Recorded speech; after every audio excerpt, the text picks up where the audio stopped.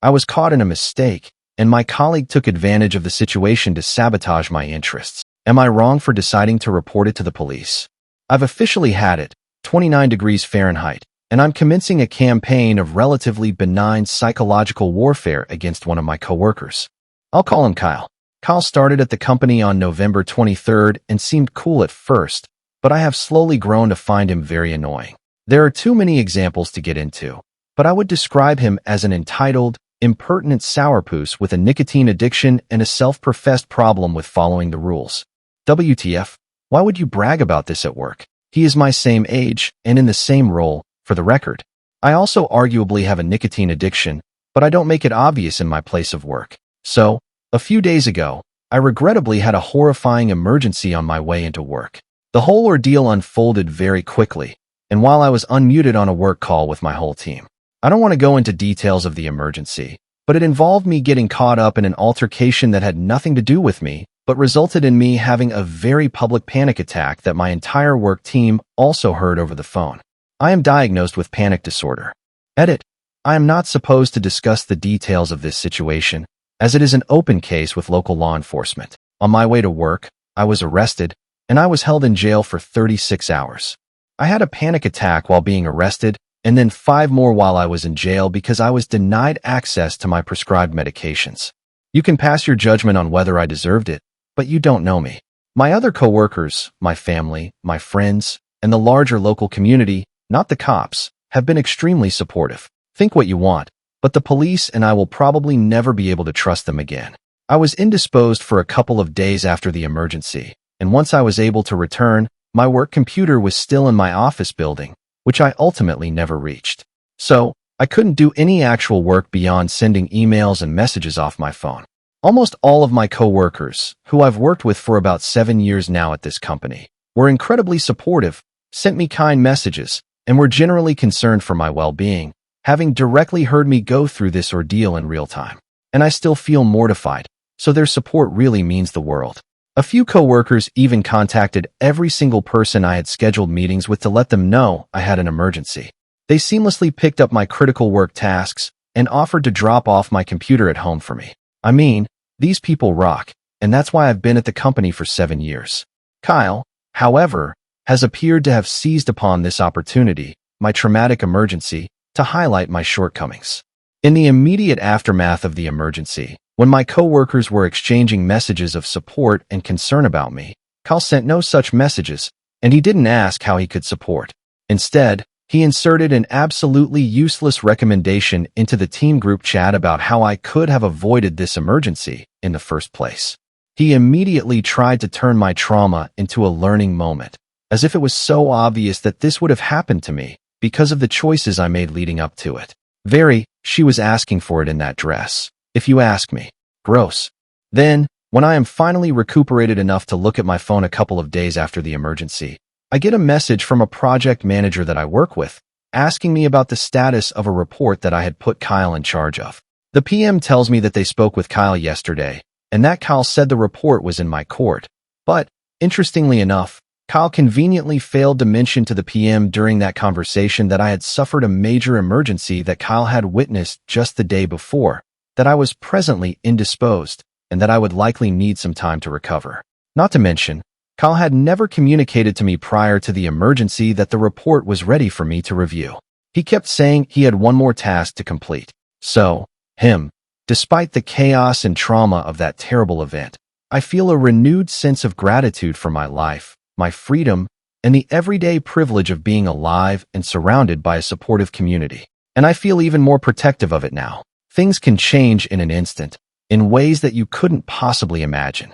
I truly do not have any more time for BS, and for this reason, I feel absolutely justified in canceling Kyle from my life. I'm not going to try to get him fired or anything like that, but I refuse to spend my days in close proximity to him at the office.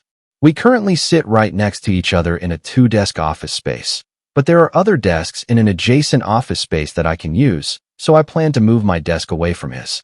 He can say goodbye to any and all opportunities to support me on my projects. I no longer trust him to be a reliable and respectful team player. And most importantly, if he decides to confront me, which he might because he's actually alarmingly confrontational, I will calmly explain to him that I find his professionalism and working style to be unaligned with what I'm looking for in my projects and in my career. He'll have to find someone else to work with. Good luck, you piece of work. Comment. Sync him. Communicate to the PM his messages about one more task to complete, and express your surprise that he didn't mention this when the PM asked him about it, especially with his awareness that you would be unavailable for several days. Then, disengage from him in the workplace. OP. This is precisely the plan. Thank you for your support. Comment. Crucify him the first chance you get. Throw him under the bus every chance you have. Shine a light on his mistakes, failures, and shortcomings, and make him look as bad as he tried to make you look. Good luck, and I hope you're doing better now. OP. Absolutely diabolical. I love it. Thank you. I am feeling much better. A few more tough days ahead, I'm afraid, but I'm taking it day by day. Comment. You are an inspiration. I am sending grandma hugs your way. OP. Oh, thank you so much. Comment. You're very welcome. I'm so sorry you had to go through such a traumatic event, and honestly, as a mother of 3 daughters, I am so incredibly impressed with how you are handling all this. Well done, OP. OP. OMG, I'm the oldest of 3 daughters. I was almost like, wait, Mom? LOL. My mom isn't a grandma quite yet, soon though. Comment. LOL. I'm actually not a grandma either. My daughters are more than old enough, but I have 2 of them that are like, no way at all, and my oldest is like, maybe in the next couple of years. So, I always say I'll send your grandma hugs because I'm old enough to be one, but I honestly could care less if I ever become one. Not because it makes me feel old or anything, but I absolutely don't want my kids to think somehow my life revolves around them or what they do with their lives or me being a grandma. If they want kids, I want them to have them. If they don't, I couldn't care less, which I must admit seems so shocking to ladies my age because when I tell them this, they look at me like, how can you say that? I just have a great time with my daughters. I think they are funny and smart and intelligent. They are amazing people in their own right. I just love spending time with them. Opie, you sound just like my mom. Thanks for your words of encouragement. Opie clarifies what got her arrested. It definitely wasn't an accident, but I was in the wrong place at the wrong time. I was profiled as someone the police wanted to target, and they targeted me without bothering to check themselves. Having spent 36 hours in jail talking with multiple other women, you would be surprised at how many people are there without having any idea why. And it's not 'cause they're on drugs, since you asked. I was trying to help someone and was mistakenly and forcibly arrested by police while they were raiding a protest that I was not taking part in. The protest was right outside my office building, which I was trying to get to. I was thrown in jail for 36 hours, which is why I was indisposed.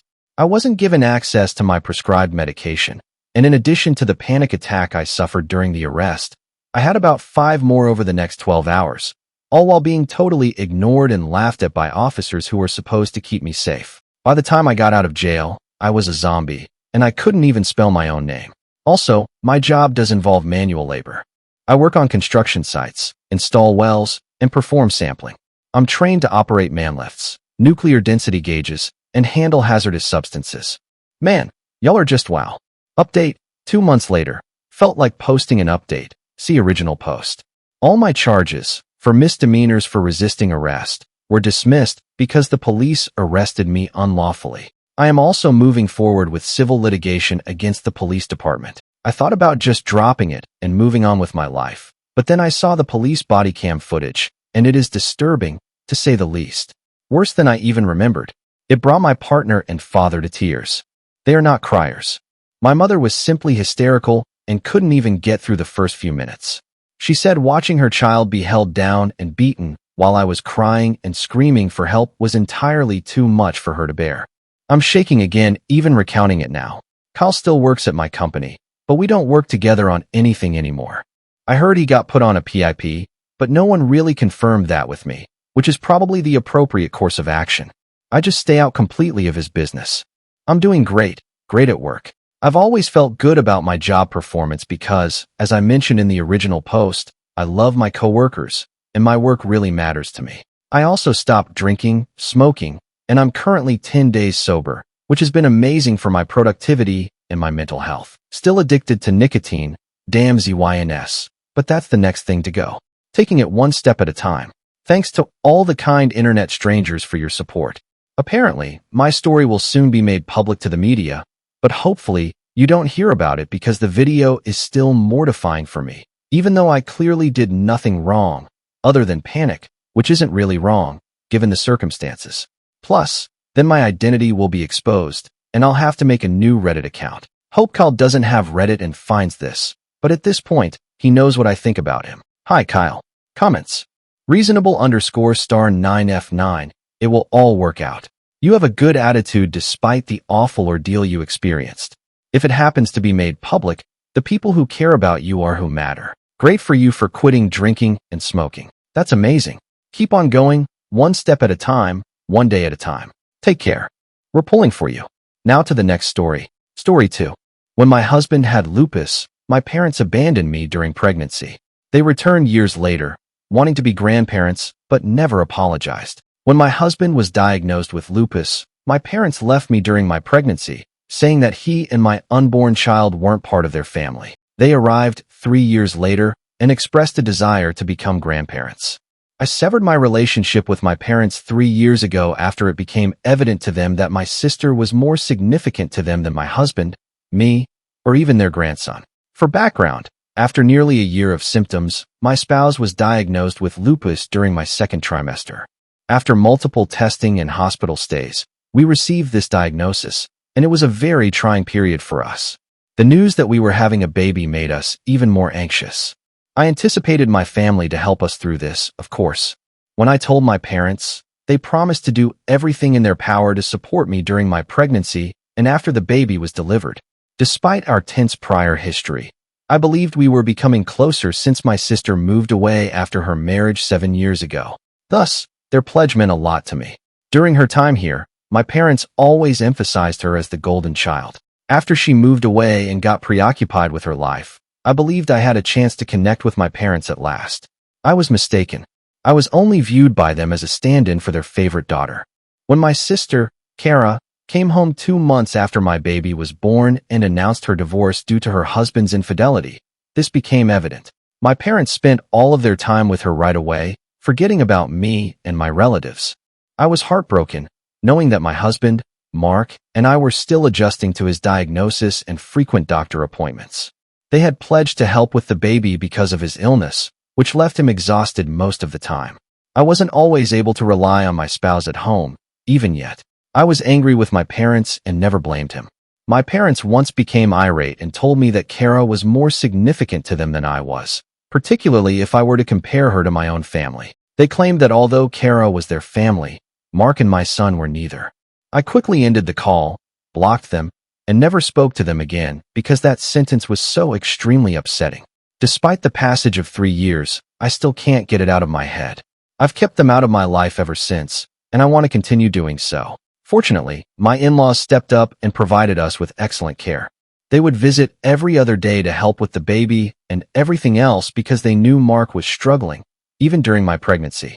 Even though we got along quite fine without my parents' assistance, it still hurt a lot that they didn't even think of Mark and my son, especially their grandson, as members of their family. We have now moved on after 3 years.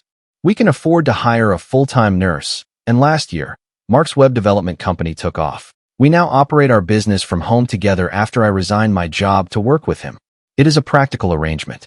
My parents unexpectedly arrived with a slew of gifts a few days after we celebrated our son's 3rd birthday. Since we hadn't spoken for 3 years, they hadn't tried to get in touch, so I was shocked to see them. They didn't even recognize our earlier talk. When they got there, they pretended that they had come to meet their grandson and wanted the opportunity to become grandparents rather than offering an apology. I laughed, closed the door, and refused to interact since their actions were so absurd. After what they said the last time we spoke, I was not going to allow them to meet my son.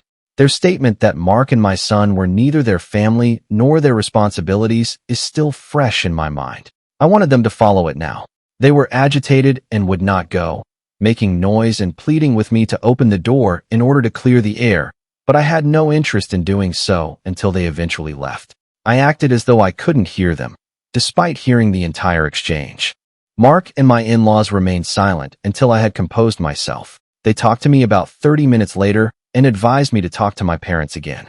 Even though I didn't want to give them an opportunity to meet my son just yet, My spouse and his parents feel that I should at least listen to them and consider it calmly. They contend that I would regret not giving my parents an opportunity to explain themselves because they still made the effort to show up there, even though it has been 3 years. At least I'll feel good about giving them an opportunity, even if it doesn't work out, and they were the ones who blew it. I followed their instructions. I truly appreciate that my spouse and in-laws were not forcing their opinions on me. I know that their counsel was given out of care, but I simply don't want to speak with my folks. I don't think I need that type of drama in my life right now, and I don't feel ready. I've always had a tense relationship with my parents, and following that most recent argument, I made the decision that I wouldn't talk to them unless they truly apologized. That still hasn't occurred. They didn't offer an apology when they recently appeared. Even if they later apologize, I'll need some time to determine whether their sincerity or desire to maintain a relationship with their grandchild is the reason. I believe I've earned the right to forgive them, so I won't be doing it right away. Kara has always been their top priority, and they have never treated me well. However, I acknowledge that I might regret not providing my parents an opportunity to clarify their position and make amends, as Mark and my in-laws have pointed out. I'm unsure of what to do and am bewildered. After 3 years of no communication, am I mistaken for not wishing to speak with my parents? Update. I've given it some thought and read over all of the comments. I really appreciate your advice. I've come to the conclusion that I'm not yet ready to speak with my parents. Their actions have still caused me much emotional pain. They still haven't apologized, and I had decided not to talk to them until they did. They had the opportunity to apologize when they arrived the other day, but they chose not to. After I shut them out, they attempted to speak to me through the door, claiming that we could resolve the matter. They never said the one thing they were expected to say. They were sorry. It's okay. I've gone 3 years without speaking to anyone, and I can do the same for the next 3. My husband and his family and I have spoken about this, and we don't have any animosity. This choice isn't causing us any conflict. They knew how distressed I was when my parents contacted me, so they were only offering me advice out of concern. They don't argue or put any pressure on me. Since several comments seem to cast doubt on their motives, I just wanted to make that clear. The support from Mark and my in-laws is tremendous. Even if it were for the benefit of my family, they would never make me do something I wasn't prepared for. My in-laws were quite kind when I told them how I felt and that I wasn't ready to talk to them. They assured me that they would respect my choice and not put any pressure on me, even if I didn't feel ready at any time thereafter. They made it clear that they would totally support me in making the greatest decision for myself since they trusted me to do so.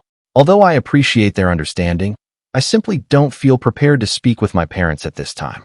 Right now, I don't want that kind of turmoil in my life. My parents haven't tried to get in touch with me since their visit, which was nearly a week ago. I'm not sure why they made the abrupt attempt to get in touch after 3 years, but I have a feeling they might try again. It's okay if they don't. If they do, they must first apologize before I will engage them. Second update. My sister contacted me earlier this week. She messaged me on Instagram to ask if we could have lunch because she was in the area and I hadn't blocked her. Despite our lack of animosity, Kara and I have never been particularly close. Although we had disagreements when we were teenagers, things have been peaceful ever since. I was hesitant to meet her at first, but I accepted her message because it seemed genuine. We haven't communicated much during the last 3 years, usually simply sharing birthday and holiday greetings. In spite of my suspicion that she would eventually bring up our parents, meeting her wasn't as awkward as I had anticipated. We struck up a conversation. She stated that she has been residing close by ever since her divorce was finalized 2 years ago. She acknowledged that she had been too busy to schedule a meeting with me earlier. We both knew that was untrue.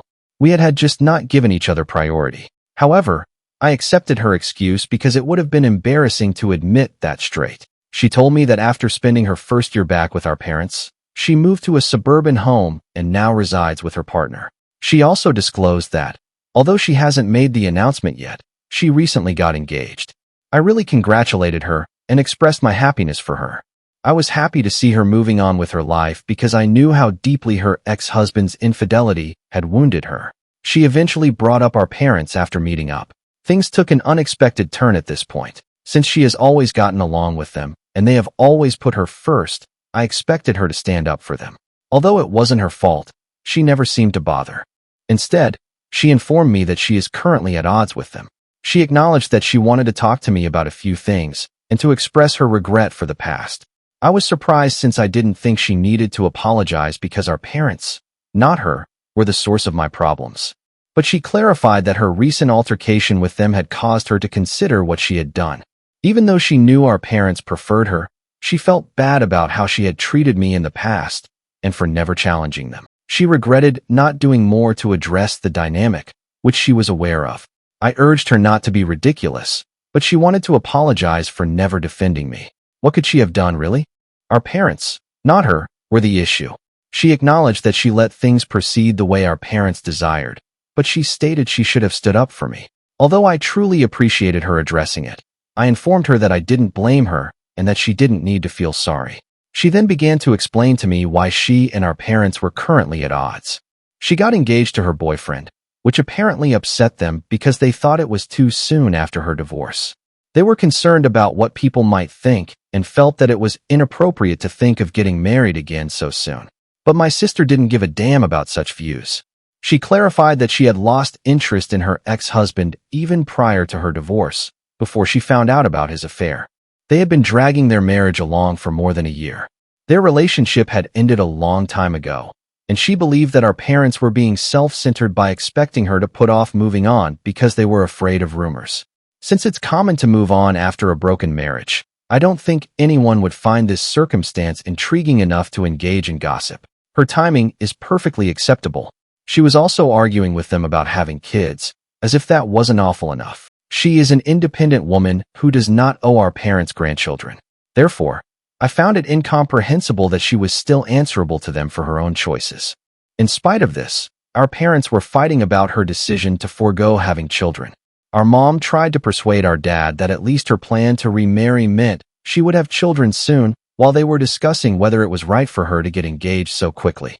She even mentioned my sister's biological clock, saying it was time for her to consider starting a family. My sister had to explain, of course, that she had no intention of having children, not now, not ever. She planned to live a completely childless life. Our parents were even more horrified by this discovery. Her decision to stay childless simply served to exacerbate their already irritated feelings about her hasty engagement. They haven't spoken to each other since this argument got out of hand and caused a significant fallout. My sister broke down at the restaurant while she was telling me this. It was obvious that she wasn't managing the issue effectively. I did everything in my power to console her since she had dedicated her entire life to avoiding failing our parents. I could see how difficult it must be for her. She actually said that even when she started experiencing problems in her first marriage, she continued to be in the poisonous relationship because our parents didn't believe that divorce was the answer. Clearly, that marriage had not ended well. Before his affair ended the marriage, her ex-husband had been poisonous, and they had fought nearly every day. My sister made the decision to go her own way this time, even if it meant disappointing our parents. Even though she genuinely loved them and didn't want to lose them, she informed me that she couldn't keep living her life according to their wishes, particularly when it came to important choices like marriage and having kids. Our parents had attempted to persuade her that having a kid would resolve all of their marital issues in her prior marriage.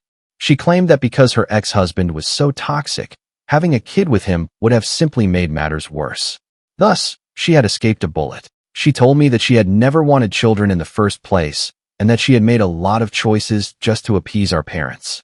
For instance, rather than following her own interests, she chose to study business in college because it was what they desired. Our parents had controlled every aspect of her life, and now she simply desired to live her life as she saw fit.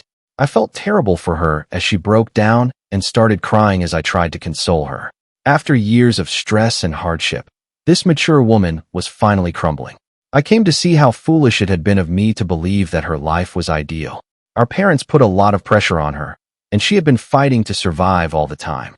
That same pressure has also caused a rift between us along the way. I made the decision to stop it. We had already squandered too much time acting as though we were unrelated to one another. In actuality, we were sisters, and our parents had destroyed our bond. I refused to allow them to continue to rule our lives. I assured my sister that she could now confide in me about anything. After so many years of avoiding me, I was happy that she had decided to speak with me. I informed her that she didn't need to allow our parents to make her feel bad because she wasn't doing anything wrong. I encouraged her, telling her she didn't need our parents' approval anymore, and gave her a pep talk. Following their wishes hadn't exactly worked out for her in the past, as evidenced by her first marriage, and she was mature enough to make her own decisions. Even while I couldn't promise that her new marriage would work out, I assured her that if it did, at least she would be responsible for it and not have to hold anyone else accountable. I also mentioned that our parents had come to see me recently in an effort to patch things up. They obviously didn't come to truly apologize or mend our relationship. They were attempting to take advantage of their second chance with my family after realizing they wouldn't have grandchildren from my sister. This insight made my blood boil. I won't allow them to treat my son like a placeholder because he is not. My sister looked scared when I told her about our parents' visit. The timing was simply too shady. They arrived at my home, attempting to infiltrate my son's life when they abruptly discovered that their favorite daughter would not be bearing them grandchildren anytime soon. My sister concurred that it was suspicious and assured me that I had made the right decision in refusing to let them in or extend forgiveness. Even if I had been thinking about forgiving them if they apologized, after this, I'm not doing it anymore. I'm glad I chose to have lunch with my sister that day to work things out, despite my initial skepticism. I'm actually happy I accepted the lunch at all. I discovered many things I should have known, but most of all, I came to the conclusion that my sister's life was not as idyllic as I had always thought. For me, this changed everything. My in-laws are aware of what I said to my sister, and I have discussed everything with my husband. Since it's obvious that my parents weren't here with the best of intentions, they are adamantly opposed to me making amends with them now. Their hidden agendas were repulsive. My sister and I have stayed in contact ever since. Despite her initial wish for reconciliation, she has made the decision to completely cut off contact with our parents. She acknowledged they didn't deserve it after talking to me. They not only mistreated me, but they also put a lot of pressure on her for years. She informed me that she didn't even know who she truly was for a long time because she had spent so much of her life trying to please them. It may sound cheesy, but for her, that's the real deal. She's had enough now, though, and I'm happy that she's standing up for herself. We both need our parents to keep their distance and let us live our lives as we see fit. They've caused enough harm. Third update.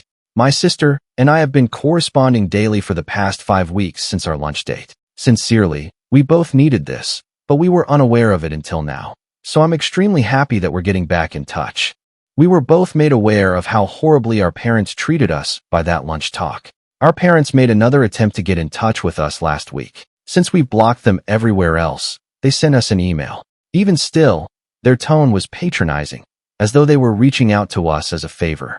We responded that we didn't need that and asked them to avoid us before blocking them once more. We both spent a lot of time attempting to gain their favor, but it's obvious now that we can't win with them.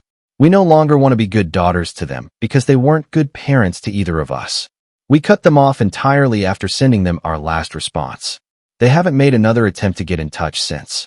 I hope they leave us alone at last. That negativity is not what I want in my life. They are awful people, in addition to being bad parents. I'm glad I stopped seeing them years ago. Because she was so devoted to them, it has been more difficult for my sister, in all honesty. Though it seems more like Stockholm Syndrome. I'm here to support her while she deals with it now. We've become much closer, and I'm even helping to organize her wedding. It says a lot. All I can hope for is that everything goes smoothly and that our parents stay out of it. Fourth update. Last week, my sister got married. I had a great time serving as a bridesmaid. They kept it quiet and small. I don't see why my parents couldn't get along with her husband. He seems like a wonderful man. My sister seems to be truly content in this relationship. Therefore, it's their loss. They were obviously very happy at the wedding. It's really pitiful that our parents were unable to approve of this because they were worried about what unimportant people would think. My sister and I are clearly getting along well these days. We're actually quite close friends, I'd say. Our parents haven't contacted us in a while. They informed us via email approximately 5 months ago that they were giving everything to charity and that we shouldn't expect an inheritance because we are ungrateful brats.